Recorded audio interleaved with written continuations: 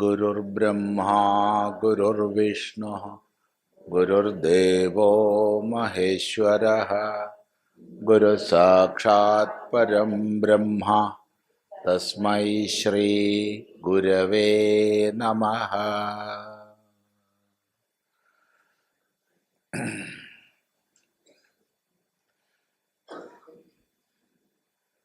നമ്മൾ അർജുനന്റെ സംശയമാണ് പഠിച്ചത്.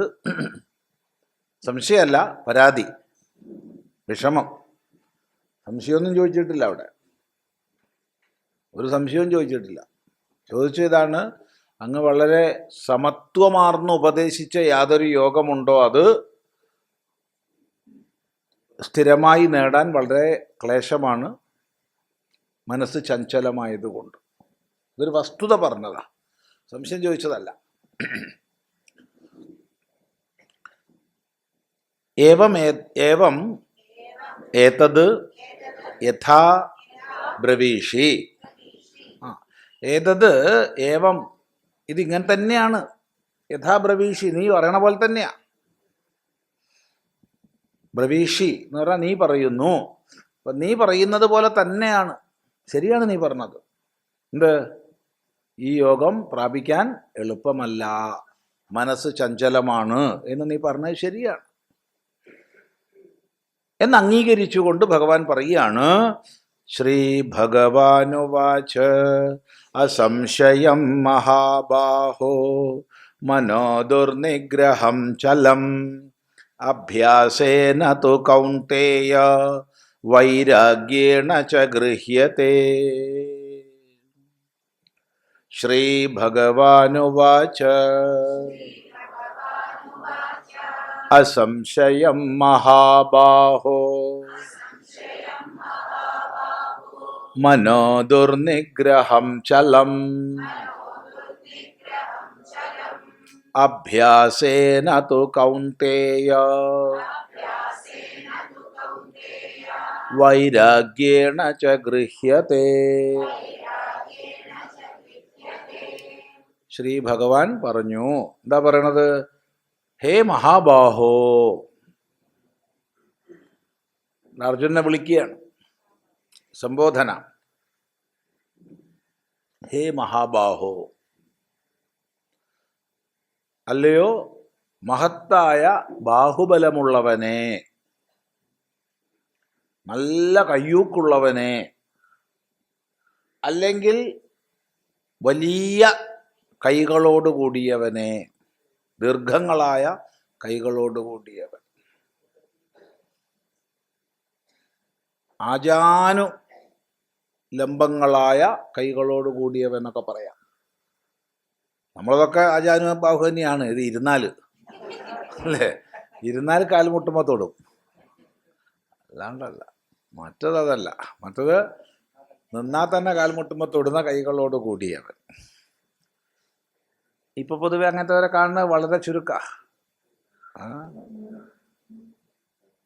മുമ്പൊക്കെ അങ്ങനെ ധാരാളം പേരുണ്ടായിരുന്നു എന്ന് മാത്രമല്ല, ഈ അടുത്ത കാലത്ത് വരെ ഉണ്ടായിരുന്നു എന്ന് വേണം മനസ്സിലാക്കാൻ. ഇപ്പോഴും ഉണ്ട് ചില നാട്ടിലൊക്കെ ആൾക്കാർ, ഇല്ല എന്ന് പറഞ്ഞോളാം. പണ്ട് സൈനികരെ തെരഞ്ഞെടുത്തിരുന്ന സ്തംഭങ്ങളൊക്കെ നോക്കിയാൽ കാണാം, അത്രയും വലിയ കൈയായിരിക്കണം. എന്നാൽ എന്നിട്ട് അതിൽ വട്ടം ചുറ്റി പിടിക്കാൻ കഴിയുന്നവർക്കേ സെലക്ഷൻ കിട്ടൂ പട്ടാളത്തിലേക്ക്. അപ്പോൾ ഒന്നുകിൽ ദീർഘങ്ങളായ കൈകളോട് കൂടിയ, അല്ലെങ്കിൽ മഹാബലശാലിയായിട്ടുള്ള കയ്യൂക്കോട് കൂടിയ. ഹേ മഹാബാഹോ, അതവിടെ വിളിക്കണത് നിന്റെ ഈ കയ്യൂക്കൊന്നും ഉണ്ടായിട്ടൊരു കാര്യമില്ല. മനസ്സിനെ നിയന്ത്രിക്കാൻ പറ്റുന്നില്ലെങ്കിൽ, നീ മഹാബാഹുവാണെന്ന് പറയപ്പെടണമെങ്കിൽ എന്ത് വേണം?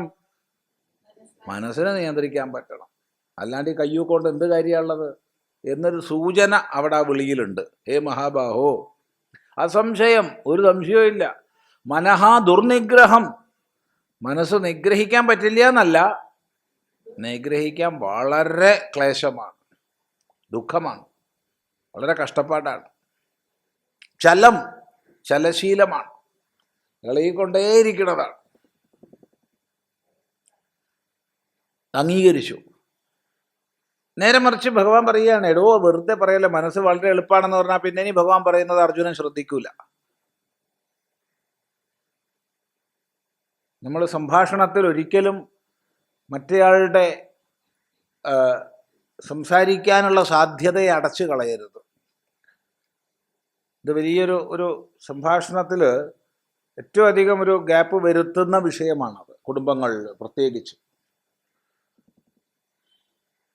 മറ്റേയാൾ പറയുന്ന പത്നി ആയിക്കോട്ടെ, പതി ആയിക്കോട്ടെ, ആരോ ആയിക്കോട്ടെ, പറയുമ്പോഴത്തേക്കോ എനിക്ക് മനസ്സിലായി, ബാക്കി അതിൻ്റെ അപ്പുറം പറയും.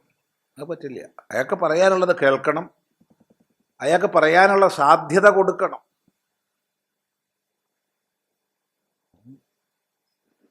പറയാനുള്ള സാധ്യത കൊടുക്കണം. അയാൾ പറയാനുള്ള വഴി അടച്ചു കളയരുത്. നേരെ മറിച്ച് ഭഗവാൻ ഇവിടെ പറയാം, വെറുതെ പറയുള്ളൂ, അത്ര പ്രശ്നമൊന്നുമില്ല, ഞാൻ വഴി പറഞ്ഞു തരാം എന്ന് പറഞ്ഞൂടെ? നമ്മളൊക്കെ ആണെങ്കിൽ അങ്ങനെയാ പറയാ, ഞാൻ വഴി പറഞ്ഞു തരാം. അർജുനൻ വഴി ചോദിച്ചിട്ടുണ്ടോ? ഇപ്പൊ ചോദിക്കാത്തടുത്ത് കയറി ഉപദേശിക്കരുത്.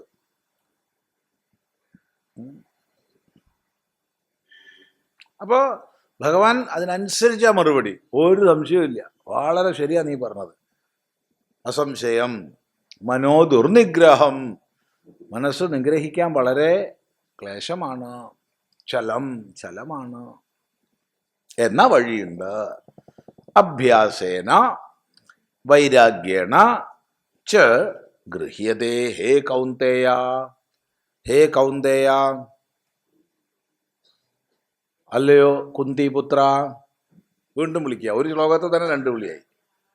മഹാബാഹോ, ഹേ കുന്തിപുത്ര.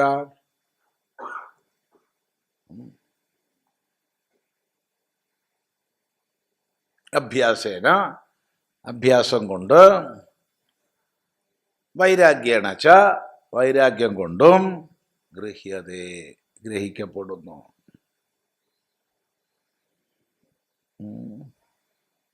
അപ്പൊ 2 മാർഗങ്ങളാണ് ഭഗവാൻ മനോനിയന്ത്രണത്തിന് പറയുന്നത്. 1 അഭ്യാസം, 2 വൈരാഗ്യം. ഇത് യോഗശാസ്ത്ര പ്രസിദ്ധമാണ്. അഭ്യാസ വൈരാഗ്യാഭ്യാം തന്നിരോധ എന്ന് ഭഗവാൻ പതഞ്ജലി മഹർഷി യോഗസൂത്രങ്ങളിൽ പറയും. അഭ്യാസ വൈരാഗ്യങ്ങളെ കൊണ്ടാകുന്നു അതിൻ്റെ നിരോധം. അഭ്യാസ വൈരാഗ്യാഭ്യാം തന്നിരോധ. അഭ്യാസം ആവർത്തിച്ച് ആവർത്തിച്ച് ആവർത്തിച്ച് പരിശ്രമിക്കുക. വീണ്ടും വീണു, വീണ്ടും എഴുന്നേൽക്കണം, വീണ്ടും വീണു, വീണ്ടും എഴുന്നേൽക്കണം, വീണ്ടും വീണ്ടും. അതന്നെ ആവർത്തിച്ചുള്ള പരിശ്രമം. പിന്നോക്കം പോകരുത്. ലക്ഷ്യം പ്രാപിക്കുന്നത് വരെ പരിശ്രമിച്ചുകൊണ്ടിരിക്കുക. അതാണ് അഭ്യാസം. ആവർത്തിക്കുക. 2 വൈരാഗ്യഭാവന. അപ്പോൾ അഭ്യാസം ചെയ്യാൻ പറ്റും, വൈരാഗ്യം ചെയ്യാൻ പറ്റില്ല. വൈരാഗ്യം ചെയ്യേണ്ടതല്ല. അപ്പൊ വൈരാഗ്യം എന്ന് പറഞ്ഞാൽ വൈരാഗ്യജനകമായ വിവേകം ചെയ്യുക. അല്ലാണ്ട് വൈരാഗ്യം ആർക്കും ചെയ്യാൻ പറ്റില്ല. വിവേകജനിതമാണ് വൈരാഗ്യം എന്നതുകൊണ്ട് ഇവിടെ വൈരാഗ്യം എന്നുള്ളതിന് വിവേകം എന്നർത്ഥം എടുക്കണം. നല്ലപോലെ വിവേകം ചെയ്യുക. ഏതേത് പദാർത്ഥങ്ങളാണോ, വസ്തുക്കളാണോ, വിഷയങ്ങളാണോ മനസ്സിനെ ആകർഷിച്ച് മഥിക്കുന്നത്, അവയെക്കുറിച്ച് ചിന്തിക്കുക. അവയുടെ നിസ്സാരത, അവയുടെ അല്പത്വം, അവയിൽ പെട്ടുപോയാലുള്ള ദോഷങ്ങൾ തുടങ്ങി എല്ലാ വഴിക്കും ചിന്തിക്കുക. അപ്പോൾ മനസ്സ് പതുക്കെ വഴങ്ങി വഴങ്ങി വരും. ഈ അഭ്യാസവും വൈരാഗ്യവും ആവർത്തിക്കല്ലാതെ വേറെ വഴിയില്ല. ഇത് 2 ഉള്ളൂ വഴി. അതാണ് അഭ്യാസ വൈരാഗ്യങ്ങളെ കൊണ്ടുവന്ന. അഭ്യാസ വൈരാഗ്യങ്ങൾ തുടങ്ങിയവയെ കൊണ്ട് നല്ല പതഞ്ജലി പറഞ്ഞ. അഭ്യാസ വൈരാഗ്യങ്ങളെ കൊണ്ട് എന്ന് വെച്ചാൽ വേറെ സാധനം അല്ല അവിടെ, ഇത് മതി.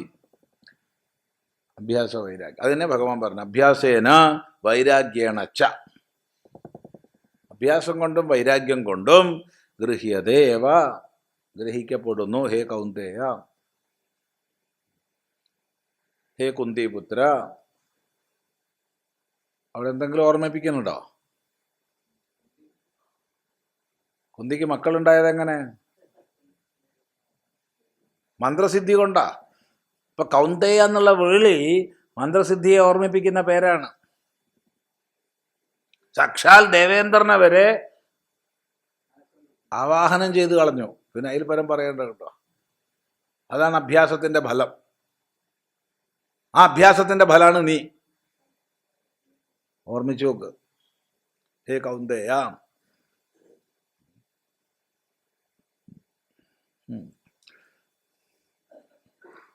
അസംശയം ന അസ്തി സംശയഃ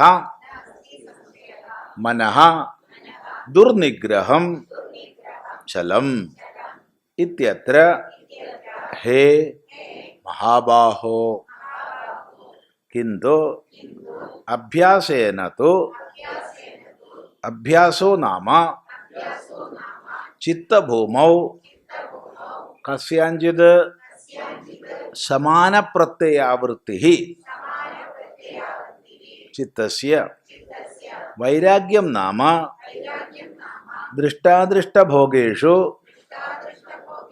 ദോഷദർശനാഭ്യാസാത്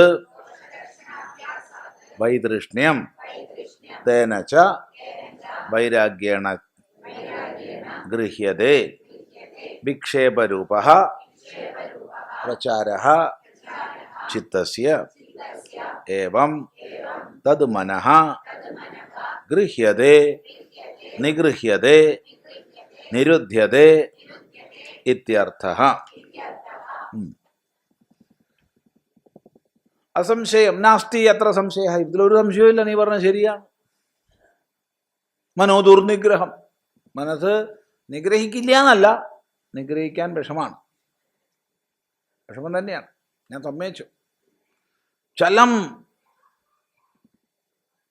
ചലിച്ചുകൊണ്ടിരിക്കണതാണ്. ഇതിൽ യാതൊരു സംശയവും ഇല്ല. ഇത്യത്ര, ഈ വിഷയത്തിൽ, ഈ വിഷയത്തിൽ യാതൊരു സംശയവും ഇല്ല. ഹേ മഹാബാഹോ, കിന്തു, എന്നാൽ ഒരു അഭിപ്രായം പറയാം. ഇവിടെ നീ അഭ്യാസം ചെയ്യൂ, വൈരാഗ്യം ചെയ്യൂ എന്നൊന്നും പറഞ്ഞിട്ടില്ല. എന്തുകൊണ്ട്? അർജുനൻ ചോദിച്ചിട്ടില്ല. ചോദിച്ചാലേ പറയുള്ളൂ. പക്ഷെ ഒരു സൂചന, അഭ്യാസം കൊണ്ടും വൈരാഗ്യം കൊണ്ടും അത് ഗ്രഹിക്കാന്നേ ഒരഭിപ്രായം, ഒരു കമന്റ് പറയുകയാണ്.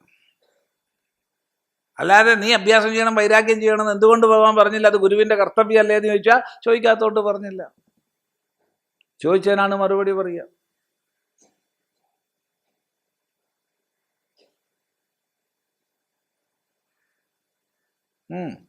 അപ്പോൾ അഭ്യാസം കൊണ്ടും വൈരാഗ്യം കൊണ്ടും ഗ്രഹിക്കുക തന്നെ ചെയ്യും, ഗ്രഹിക്കാൻ സാധിക്കും. അഭ്യാസേന, അഭ്യാസോ നാമ.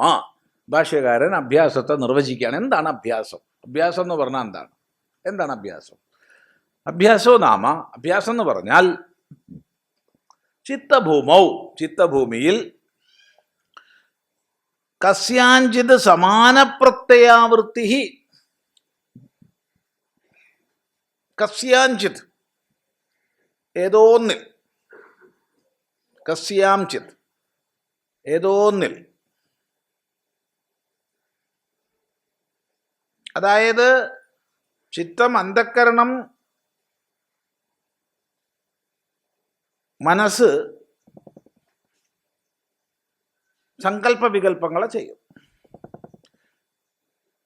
ഒരു സങ്കല്പം ഉടനെ അതിൻ്റെ വികല്പം, ഒരു സങ്കല്പം അതിന് വികല്പം. ഇങ്ങനെയാണ് മനസ്സിൻ്റെ സ്വഭാവം. അത് വേണോ വേണ്ടോ, അവിടെയാണോ ഇവിടെയാണോ, അങ്ങനെയാണോ ഇങ്ങനെയാണോ, ഇങ്ങനെ വിവിധങ്ങളായ വിഷയങ്ങളെക്കുറിച്ച് മനസ്സ് സങ്കല്പ വികല്പങ്ങളെ ചെയ്യും.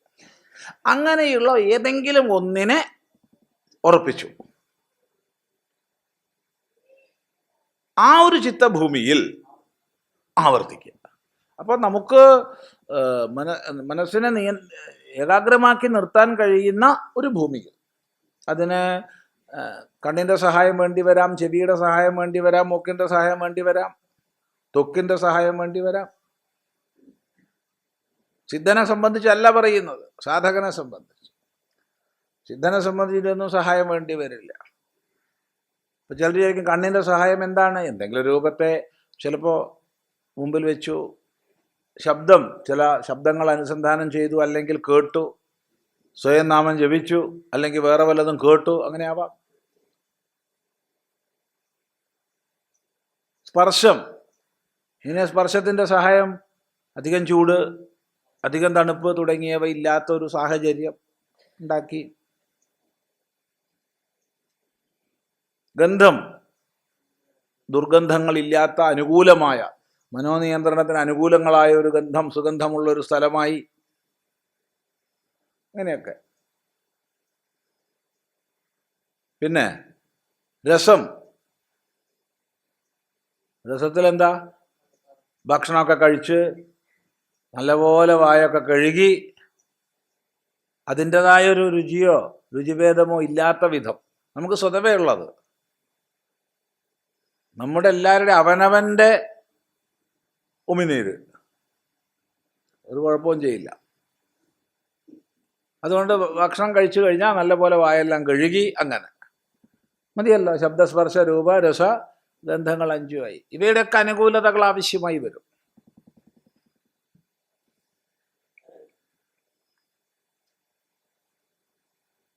അങ്ങനെ ഒരു ഭൂമിയിൽ, ചിത്തഭൂമിയിൽ സമാന പ്രത്യയാവൃത്തി, സമാനമായ പ്രത്യയങ്ങളുടെ ആവർത്തനം, ആവർത്തിച്ച് ഒന്നിൽ തന്നെ ഉറപ്പിക്കുന്നു മനസ്സ്, പരിശ്രമിക്കുന്നു. ആദ്യം മനസ്സ് തെന്നിത്തെറി പോവും. അപ്പൊ അവിടെ വന്ന് യഥോ നിശ്ചരതി മനശ്ചഞ്ചലമസ്ഥിരം തതസ്തോ നിയമേത് ആത്മന്യേവ വശം നയേതെന്ന ക്രമത്തിൽ അങ്ങനെ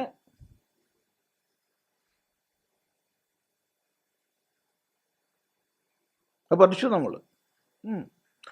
അതാണ് അഭ്യാസം. വൈരാഗ്യം വൈരാഗ്യം എന്ന് പറഞ്ഞാൽ, വൈരാഗ്യത്തെ നിർവചിക്കുകയാണ്, ദൃഷ്ടാദൃഷ്ടഭോഗേഷു ദോഷദർശനാഭ്യാസാത് വൈദൃഷ്ണ്യം. ദൃഷ്ടവും അദൃഷ്ടവുമായ വിഷയത്തിൽ ദോഷദർശനം ആവർത്തിച്ച് തൃഷ്ണയെ ഇല്ലാതാക്കുക. ദൃഷ്ടമായ വിഷയം, കണ്ട, കേട്ട, രുചിച്ച, മണത്ത, സ്പർശിച്ച, ഇതാണ് ദൃഷ്ടം. അനുഭവിച്ച എന്നർത്ഥം. അപ്പൊ അനുഭവിച്ച വിഷയം ദൃഷ്ടേഷ്ട എന്നാണെങ്കിൽ ദൃഷ്ടേഷ്ട, ദൃഷ്ടാദൃഷ്ടേഷ്ട എന്നായ കേമായി. ദൃഷ്ടാദൃഷ്ടേഷ്ട ഭോഗേഷു. അപ്പൊ ദൃഷ്ടങ്ങളായ ആദ്യം പറയാം, പിന്നെ അദൃഷ്ടമായത് പറയാം. അപ്പൊ ദൃഷ്ടമായത് അനുഭവിക്കപ്പെട്ടത്, ദൃഷ്ടമായത് എന്നുള്ള വാക്കിന്റെ അർത്ഥം കാണപ്പെട്ടത് എന്നാണ്. പക്ഷെ കാണപ്പെട്ടതെന്ന് പറഞ്ഞാൽ അനുഭവിക്കപ്പെട്ടത്, കാണപ്പെട്ട, കേൾക്കപ്പെട്ട, രുചിക്കപ്പെട്ട, മണക്കപ്പെട്ട, സ്പർശിക്കപ്പെട്ട. അപ്പൊ ഇവയിൽ വീണ്ടും വീണ്ടും നമുക്ക് ആസക്തി, രാഗം ഉണ്ടാവണമെങ്കിൽ അത് ഇഷ്ടമായിരിക്കണം. അനിഷ്ടമാണെങ്കിൽ അതിൽ നിന്ന് വികർഷണം ഉണ്ടാവുക. അപ്പൊ ദൃഷ്ടമായിരിക്കുന്നതിൽ ഇഷ്ടം, ദൃഷ്ടേഷ്ടം, അങ്ങനെയുള്ള വിഷയം. അപ്പൊ അനുഭവിച്ച വിഷയത്തിൽ, ഇഷ്ടവിഷയത്തിൽ വീണ്ടും വീണ്ടും മനസ്സ് പോവുകയാണ്. അത് വേണം, ഇനിയും വേണം എന്നുള്ള മട്ടിൽ. അത് പരസ്പരം ബന്ധപ്പെട്ടിട്ടാണ്. എന്നുവെച്ചാൽ രുചിച്ചതിൽ നിന്ന് വീണ്ടും രുചിക്കാനുള്ള ആസക്തി ഉണ്ടാവാം, കണ്ടതിൽ നിന്ന് അല്ലെങ്കിൽ കേട്ടതിൽ നിന്ന് കാണാനുള്ളത് ഉണ്ടാവാം, മണത്തതിൽ നിന്ന് രുചിക്കാനുള്ളതുണ്ടാവാം. ഇതൊക്കെ ഉണ്ടാവും. ഒരു പൊതു നിയമം നമുക്ക് പറയാൻ പറ്റില്ല. എന്നോടൊരാള് അദ്ദേഹം ട്രെയിനിൽ ഭക്ഷണ പദാർത്ഥങ്ങൾ വിൽക്കുന്ന ആളാണ്.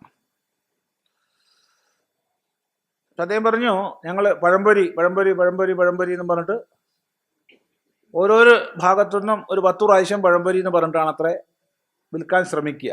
അങ്ങനെ ഒരു 100 പ്രാവശ്യം പറഞ്ഞാൽ ഒരു 10 പഴംപൊരി വിറ്റാലായി, അത്രയേ ഉള്ളൂ. അതേസമയത്ത് കട്ട്ലറ്റ് പറയില്ല അത്രേ. കട്ട്ലറ്റ് നമ്മൾ സ്പീഡിലാണ് നടക്കുന്നത്, വളരെ സ്പീഡിൽ നടക്കും.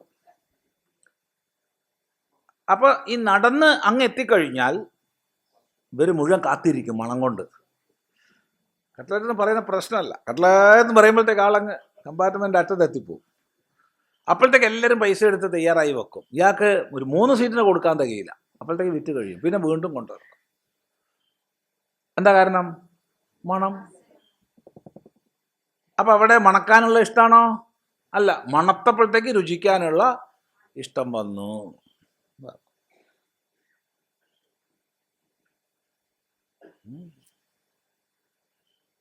മറ്റത് പറഞ്ഞോണ്ടിരിക്കണം. അപ്പം അതിൻ്റെ രുചിയൊക്കെ കൂടും അല്ലേ? പഴംപൊരി കൊണ്ടുവരുന്ന പഴംപൊരി ആവില്ല, നമുക്ക് കിട്ടുന്ന പഴംപൊരി രുചി കൂടും. എന്തായാലും ഒരു 10 മില്ലി ലിറ്ററെങ്കിലും ഉമിനീരുണ്ടാവും അയാളുടെ, അല്ല എന്തായാലും ഉണ്ടാവും. കട്ടറാകുമ്പോൾ ആ പ്രശ്നമല്ല.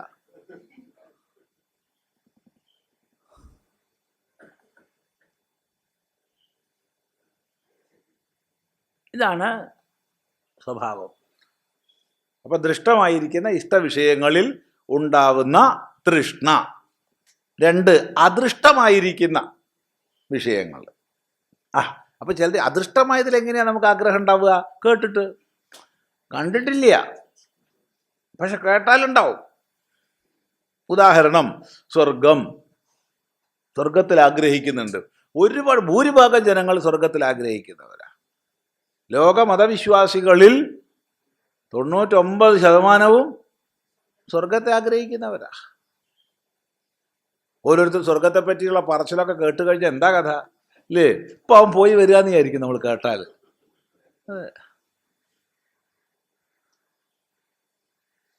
അത് എല്ലാവർക്കും ഉണ്ട്. മുസ്ലിമിനും ക്രിസ്ത്യാനിക്കും മാത്രമല്ല, ഹിന്ദുവിനും ഉണ്ട്. സ്വർഗത്തിന് വ്യത്യാസമുണ്ട് എന്ന് മാത്രം. മുസ്ലിമിൻ്റെ സ്വർഗമാണെങ്കിൽ അടിയിലൂടെ നീരൊഴുക്കുള്ള ധാരാളം പച്ചപ്പ്, പഴങ്ങൾ ഉള്ള നല്ല സുന്ദരിമാരായ സ്ത്രീകൾ, മദ്യം, സ്വർണപാത്രം, സ്ഫടികപാത്രം തുടങ്ങിയവയിൽ മദ്യം. ഒരാൾ ചെല്ലുമ്പോഴത്തേക്ക് 72 പേര് തയ്യാറായിട്ട് ചുറ്റും ഉണ്ടാവും. അപ്പോൾ അവിടെ ഒരു സംശയം, അപ്പം പിന്നെ ഈ മുസ്ലിമിൽ പെണ്ണുങ്ങൾ എന്ത് ചെയ്യും ഭഗവാനെ? പെണ്ണുങ്ങൾക്ക് പെണ്ണുങ്ങൾ കിട്ടിയിട്ടെന്ത് കാര്യമുള്ള?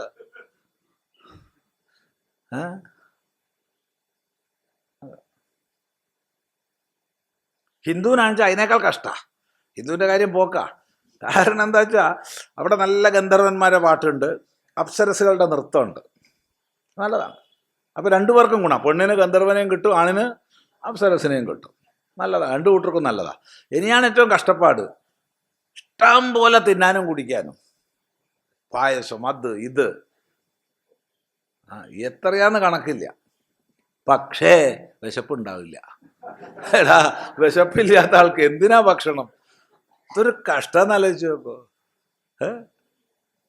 അതുകൊണ്ട് എനിക്കൊറ്റ പ്രാർത്ഥനയേ ഉള്ളൂ, നിങ്ങൾ എനിക്ക് സ്വർഗത്തിലേക്ക് എന്നെ കൊണ്ടുപോകരുത്, നരകത്തിലേക്ക് കൊണ്ടുപോയാൽ മതി. അവിടെ സുഖമായിട്ട് ഞാൻ ജീവിച്ചോളാം. സ്വർഗം വേണ്ട. കാരണം മനുഷ്യന് വിശപ്പില്ല, ചന്തിന് കൊള്ളും.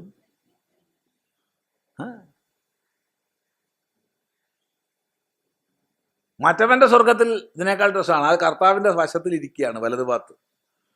അപ്പം എല്ലാ സുഖവും ഉണ്ടാവും.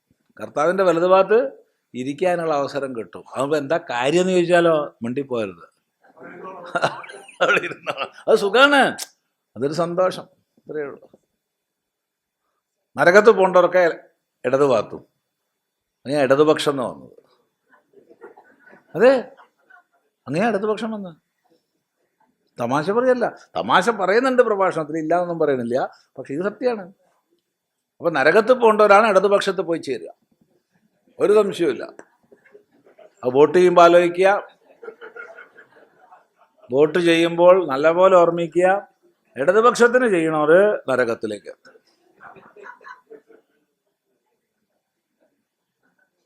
തമാശയല്ല, പരമാർത്ഥം പറയാന്ന്. അങ്ങനെ ഇടതുപക്ഷം ഉണ്ടായത്.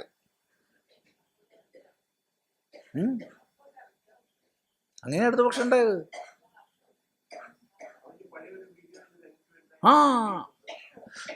ശരി, സ്വാമീനെ അടുത്തേക്ക് വിടും തോന്നുന്നുണ്ട്. വീഡിയോ അങ്ങനെ വിട്ട് ശരി. അപ്പോ ചുരുക്കി പറഞ്ഞാൽ, ഇങ്ങനെ കേട്ട വിഷയങ്ങൾ കേട്ട് കഴിഞ്ഞാൽ ആസക്തിയായി. എന്താ കഥ? പക്ഷെ ഒരല്പം ചിന്തിച്ച ആസക്തി പോയില്ലേ? ഒരല്പം ചിന്തിച്ചാൽ. കാരണം ഇപ്പം അവിടെ ഈ തേനും പാലും ഒഴുകുമെന്ന് വിചാരിച്ചോളൂ, അത്രയും ഉറുമ്പുണ്ടാവില്ലേ? ഉണ്ടാവില്ലേ? അല്ലെങ്കിൽ ഇപ്പുറത്ത് ഭക്ഷണമുണ്ട്, വിശപ്പില്ല, എന്ത് കഷ്ടപ്പാടാണ്. ഇനി അപ്സരസുകൾ വന്നു, മടുക്കില്ലേ? ഗന്ധർവന്മാർ വന്നു, മടുക്കില്ലേ? എനിക്ക് ഏറ്റവും ഇഷ്ടപ്പെട്ട ഗായകൻ ഡോക്ടർ ബാലമുരളീകൃഷ്ണ ഉള്ള പറയുക. അദ്ദേഹത്തിൻ്റെ പാട്ട് ഇങ്ങനെ കേട്ടിരുന്നാൽ എന്തൊരു സുഖ, ആനന്ദമായിട്ടിരിക്കാം. പക്ഷെ കുറേ നേരം കഴിഞ്ഞ് വിശപ്പ് വന്നാലോ? ബാലമുരളീകൃഷ്ണ നിൽക്കട്ടെ, ഇനി ഭക്ഷണം കഴിച്ചിട്ട് വരാൻ പറയും, ഇല്ലേ? അങ്ങനെ തന്നെയാണ്, അതിൽ സംശയമൊന്നുമില്ല. അങ്ങനെയാണ്. ഇനി ഭക്ഷണം കഴിച്ചിട്ട് ബാലമുരളീകൃഷ്ണ, അത്രയേ ഉള്ളൂ, അതിന് മുമ്പില്ല. ഇതാണ്, നമുക്കൊക്കെ മടുക്കും.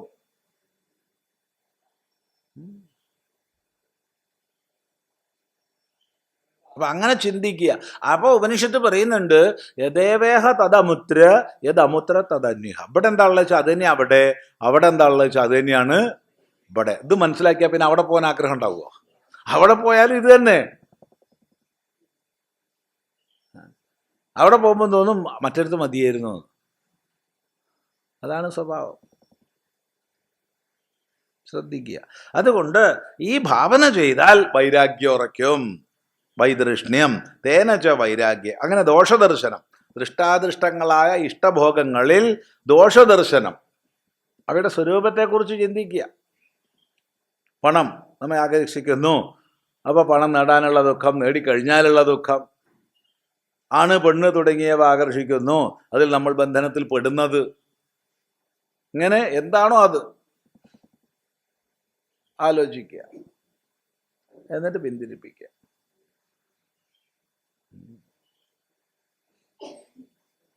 ഇനി കർമ്മജനിതമാണ് സ്വർഗമെങ്കിൽ കർമ്മം ക്ഷയിക്കും, ക്ഷയിച്ചാൽ സ്വർഗവും ക്ഷയിക്കും. അപ്പൊ പ്രശ്നം തന്നെ. ഇങ്ങനെ അഭ്യാസം കൊണ്ടും വൈരാഗ്യം കൊണ്ടും തേന വൈരാഗ്യേണ ഗൃഹ്യതേ വിക്ഷേപരൂപ ചിത്തസ്യ പ്രചാര. അന്ധക്കരണത്തിൻ്റെ വിക്ഷേപരൂപമായ പ്രചാരം നിഗ്രഹിക്കപ്പെടും അഭ്യാസ വൈരാഗ്യങ്ങളെ കൊണ്ട്. ഏവം തത് മനഃ ഗൃഹ്യതേ. അങ്ങനെ ഈ മനസ്സ് നിഗ്രഹിക്കപ്പെടും. നിരുദ്ധ്യതേ ഇത്യർത്ഥ, നിരോധിക്കപ്പെടും എന്നർത്ഥം. യഹ പുനഃ അസംയതാത്മാ. ആ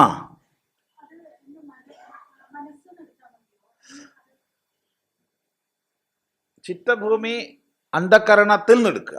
മനസ്സെന്ന് പോരാ, മനസ്സ് ബുദ്ധി എന്നിവ ചേർന്ന, അല്ലെങ്കിൽ മനസ്സ് ബുദ്ധി ചിത്തം അഹങ്കാരം എന്നിവയെ വേർതിരിക്കാതെ അന്ധക്കരണത്തിൽ ഏതെങ്കിലും ഒരു പ്രത്യയത്തെ ആവർത്തിക്കുക. അത് അങ്ങനെ എടുക്കുക. യഹ പുനഃ അസംയതാത്മാ തേന. എന്നാൽ സംയതമല്ലാത്ത വ്യക്തി, സംയതമല്ലാത്ത അന്ധക്കരണത്തോട് കൂടിയ വ്യക്തി, അവനിത് വളരെ വിഷമാണ് കേട്ടോ. അതാണ് യഹ പുനഃ അസംയതാത്മാ തേന. അപ്പൊ ഈ പറഞ്ഞ യോഗം തീരെ വിഷമാണെന്ന് നീ പറഞ്ഞു, ശരിയാണ്, ഞാൻ അംഗീകരിച്ചു. പക്ഷെ അതിനുള്ള വഴിയാണ് പറഞ്ഞത്. അഭ്യാസം കൊണ്ടും വൈരാഗ്യം കൊണ്ടും നിഗ്രഹിക്കാം. എന്നാൽ അത് സാധിക്കണില്ലെങ്കിലോ യോഗം ദുഷ്പ്രാപ്യം ആണ്. അതാണ് പറയുന്നത്.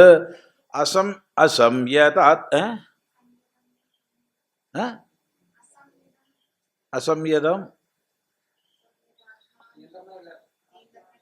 സംയതമല്ലാത്ത അന്ധകരണത്തോട് കൂടിയവൻ, നിയന്ത്രിക്കപ്പെടാത്ത അന്ധകരണത്തോട് കൂടിയവൻ ആരോ അവൻ. എന്താ അവന്റെ സ്ഥിതി? അസംയതാത്മനാ യോഗോ ദുഷ്പ്രാപ ഇതി മേ മതിഹി വശ്യാത്മനാ തു യതതാ ശക്യോ വാപ്തുമുപായതഃ. അസംയതാത്മനാ യോഗോ ദുഷ്പ്രാപ ഇതി മേ മതിഹി വശ്യാത്മനാ തു യതതാ ശക്യോ വാപ്തുമുപായതഃ. അസംയതാത്മനാ, അസംയതാത്മാവിനാൽ, യോഗഃ യോഗം, ദുഷ്പ്രാപോ ദുഷ്പ്രാപമാണ്, പ്രാപിക്കാൻ വളരെ ദുഃഖപ്രദമാണ് എന്നാണ് മേ മതിഹി, എൻ്റെ അഭിപ്രായം. അപ്പൊ യോഗം പ്രാപിക്കണോ മനസ്സിനെ നിയന്ത്രിക്കാൻ തന്നെ വേണം, അല്ലാണ്ട് എളുപ്പത്തിലൊന്നും സാധ്യമല്ല. വശ്യാത്മനാതു യതത, യത്നം ചെയ്യുന്ന വശ്യാത്മാവിനാൽ. വശീകരിക്കപ്പെട്ട അന്ധകരണത്തോട് കൂടിയവൻ. അത് വെറുതെ ആവില്ല, യത്നം ചെയ്യണം. യത്നം ചെയ്യുന്ന വശ്യാത്മാവിനാൽ, വശ്യാത്മാവെന്ന് പറഞ്ഞാൽ വശ്യമായ അന്ധകരണത്തോട് കൂടിയവൻ, അങ്ങനെയുള്ളവനാൽ ഉപായതഃ അവാപ്തും ശക്യ, ഉപായത്തിലൂടെ നേടാൻ സാധിക്കും. അപ്പം ആദ്യം വശ്യാത്മാവാകണം, എന്നാൽ യോഗം നേടാൻ സാധിക്കും. പക്ഷെ യോഗം നേടുന്നതിന് എന്ത് വേണം? ഉപായം വേണം. ഉപായം ഇല്ലാണ്ട് പറ്റില്ല. അപ്പോൾ അതിന് ഉപായം, അഭ്യാസ വൈരാഗ്യങ്ങളാണ് ഉപായങ്ങൾ. അതിന് യോജിച്ച ഉപായം, ഓരോരുത്തർക്കും അതത് ഉപായം സ്വീകരിക്കേണ്ടി വരും. എന്തൊക്കെയാണ് ഉപായം എന്ന് ആലോചിക്കണമെങ്കിൽ കുറച്ച് സമയം ഒന്ന് ചിന്തിച്ചിട്ട് വേണം തുടർന്ന് പറയുക. അതുകൊണ്ട് ഒരു 5 മിനിറ്റ്, 5 അല്ല, ഒരു 10 മിനിറ്റ് സമയം. ശരി. ഓം.